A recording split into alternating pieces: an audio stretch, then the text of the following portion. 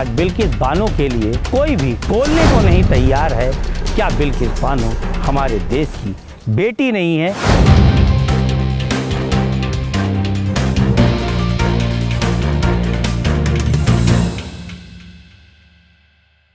बिल्किस बानो क्या इस देश की बेटी नहीं?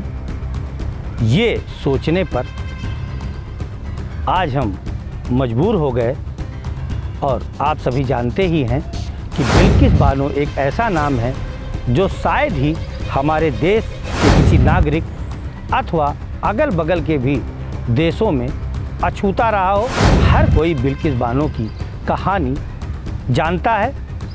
हम आपको बता दें कि अभी हाल ही में 15 अगस्त को बिल्किस बानो के साथ घटना को अंजाम देने वाले 11 आरोपियों को जब रिहा कर दिया गया और उसके बाद जब उन आरोपियों का फूल मालाओं से स्वागत किया जाने लगा, जिसके बाद हमारे देश में भारतीयों के बीच आक्रोश की लहर देखी जा रही है, वो देखते ही बनती है। लेकिन हमने जब देखा कि जब से बिल्किस बानो के साथ घटना को अंजाम देने वाले आरोपियों को रिहा किया गया है, उसके बाद से जो भारतीय नागरिक हैं, चाहे वो हिंदू हों, चाहे मुस्लिम हो, सिख हों, ईसाई हों, सभी इसका ज़्यादा से ज़्यादा विरोध कर रहे हैं, आक्रोशित हैं और अपने विरोध को ज़्यादातर भारतीय नागरिक सोशल मीडिया पर दर्शा रहे हैं। लेकिन हमारे देश में राजनीति करके नागरिकों का भला करने की बात करने वाले, जात पात की बात करने वाले जो राजनीतिक दलों के राष्ट्रीय नेता हैं, उनके ट्विटर हैंडल, उनके फेसबुक पेज और जितने भी उनके सोशल मीडिया के प्लेटफॉर्म पर अकाउंट बने हुए हैं,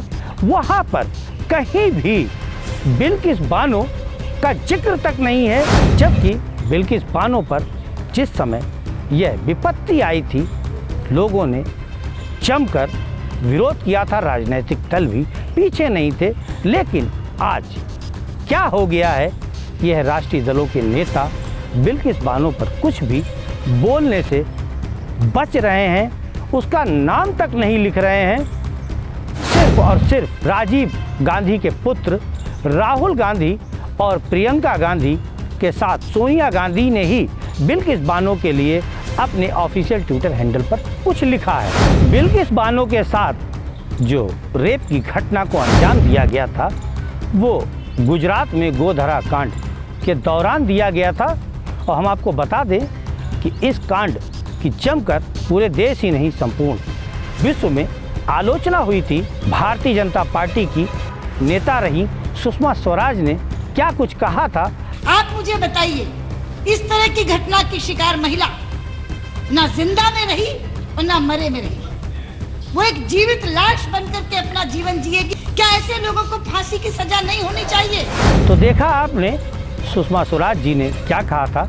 हालांकि आज वर्तमान समय में सुषमा स्वराज जी हमारे बीच नहीं हैं, स्वर्ग सिधार चुकी हैं। अब हम आपको सबसे पहले उस वीडियो को दिखा रहे हैं जहां पर बिल्किस बानो के साथ रेप की घटना को अंजाम देने वालों का स्वागत सत्कार किया जा रहा है आपके सामने।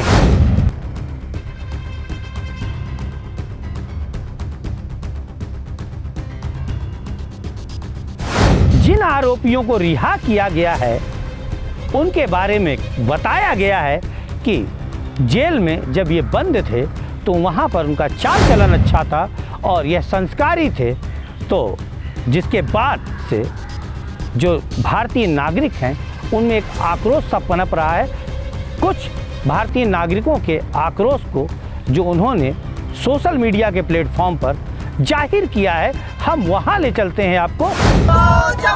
बिल्किस बानो हत्याकांड के दोषियों को रिहाई क्यों? गुजरात और केंद्र सरकार जवाब दो, जवाब दो। बिल्किस बानो कांड के दोषियों को रिहाई क्यों? जवाब दो, जवाब दो। बलात्कारियों को, दंगाइयों को रिहा करना बंद करो, बंद करो, बंद करो। महिलाओं पे इंसान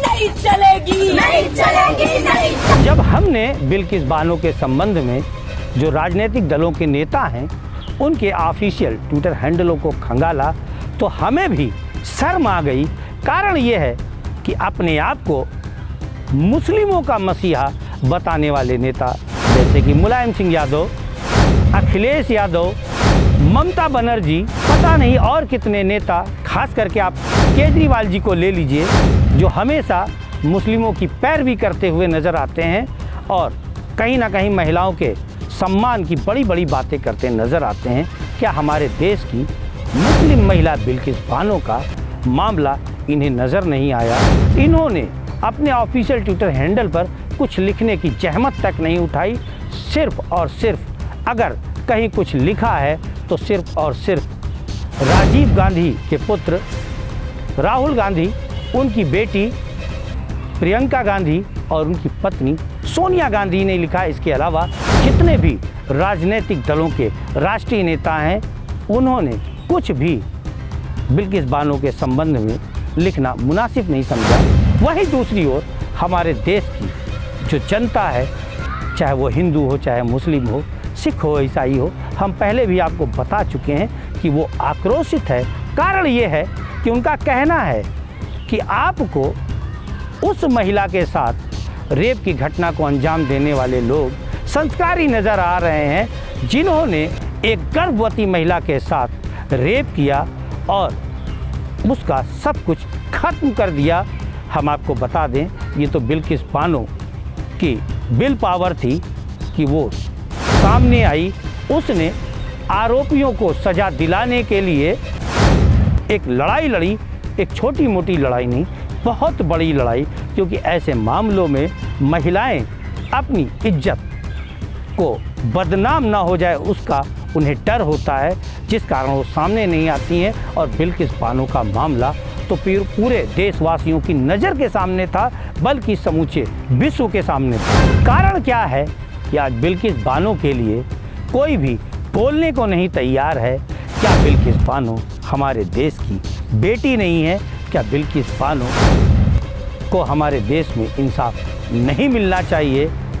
ऐसे सवालात हमारे ही नहीं, हर एक देशवासी के मन में उठने लाजमी है। चलिए, फिलहाल अगर बिल्किस बानो के रेपिस्ट जो संस्कारी नज़र आ रहे हैं हमारे देश की न्यायपालिकाओं को और हमारे देश की सरकारों को, तो क्या ऐसे में अब बाबा आसाराम को भी छोड़ा जाना चाहिए?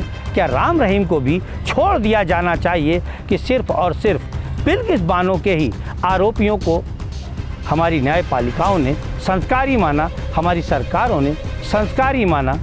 बिल्किस बानो के साथ आज भले ही हमारे देश में राजनीति करने वाले राजनीतिक दलों के राष्ट्रीय नेता और उनके दल बल के लोग ना हों, लेकिन बिल्किस बानो के साथ हर एक भारतीय उसके भाई के रूप में खड़ा हुआ है।